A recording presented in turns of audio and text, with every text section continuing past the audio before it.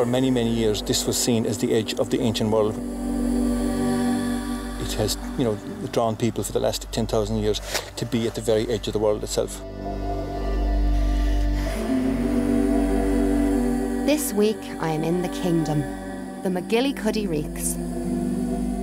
Also known as the Kerry Mountains, at more than 1,000 metres, are the highest mountain range in Ireland. These remote landscapes and islands have drawn settlers from the Neolithic farmers to early Christian monks. Since Victorian times, Kerry people have been tourism pioneers, drawing visitors to the lakes of Killarney. I'm going to see today if I can emulate the low carbon footprint of Victorian tourists by travelling the Ring of Kerry by bike to visit some businesses which are leading the way in creating a sustainable environmental tourism industry.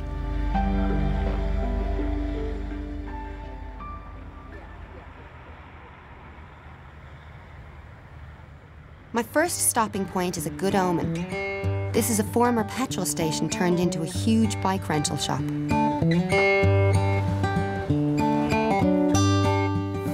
Looking forward to this. I have never gone on a proper cycling trip before because I just learned to cycle this year, so it's going to be great. The EPA's Innovative Green Hospitality Award has had great success in greening hotels and has now been extended to B&Bs, restaurants and pubs all over the country. Last year, a project commenced by Fulcher Ireland to provide environmental training and certification to businesses on the Ring of Kerry. They all took steps to reduce their energy and water consumption, the amount of waste generated, and to ensure they source fresh seasonal produce from local suppliers. I'm hoping to visit some of the 53 green tourism businesses around the Ring of Kerry. Today I'm hoping to not seek out the obvious, but to travel into the heart of the McGillycuddy Reeks, to visit the most remote valley in Ireland.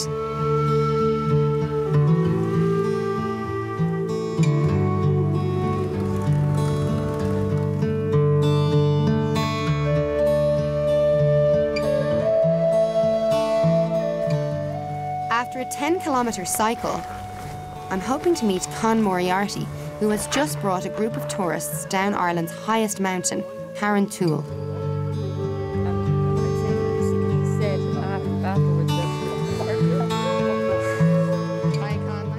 Con has been running a niche environmental tourism business called Hidden Ireland Tours for 25 years.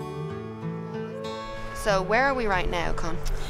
We're standing at the west end of the Black Valley. It's a very special place that lies along, it parallels the highest mountains in the country, forms the whole southern flank of the McGillycuddy Reeks.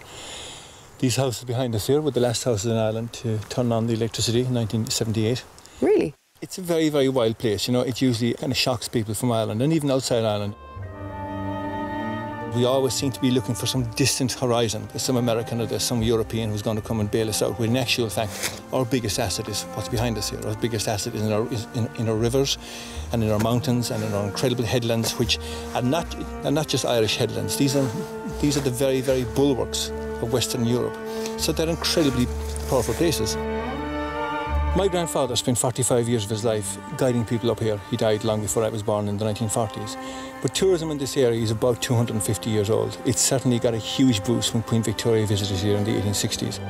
And back then, long before the word ecotourism became fashionable, that was in essence what it is. People came here to hike and people came here to fish.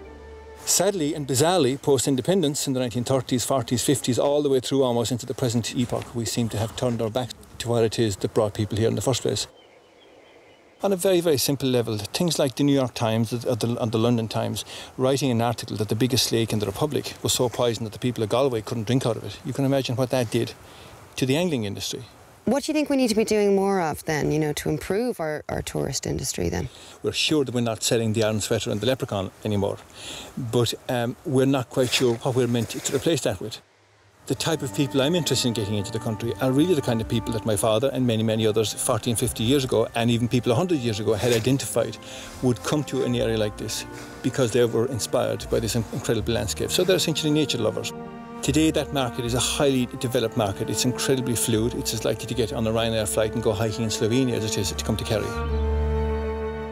I would find it very sad if I came back in 500 years' time and I looked into these valleys and there was lots of wild eagles and deer and maybe even wolves wandering around here, but nobody living here. And I think this really is an industry that can provide us with a sustainable means of having, local, vibrant communities.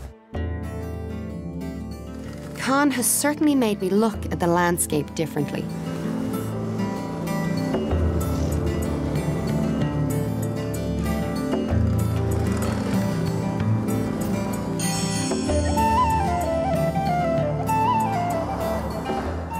An important aspect of a green holiday is to support local communities. As I journeyed on through towns like Sneem and Waterville on the Ring of Kerry, I was impressed by the large cluster of environmentally certified tourism businesses in the county, all listed in my Green Guide.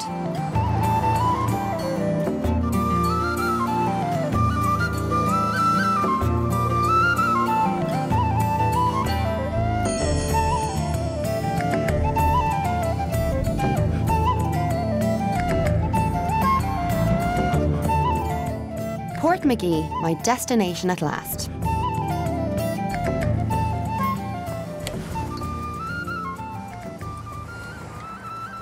I chose the moorings because they have recently been awarded gold for their environmental business efforts by the Green Hospitality Awards. Hello, lovely to meet you. It's so nice here, I love it.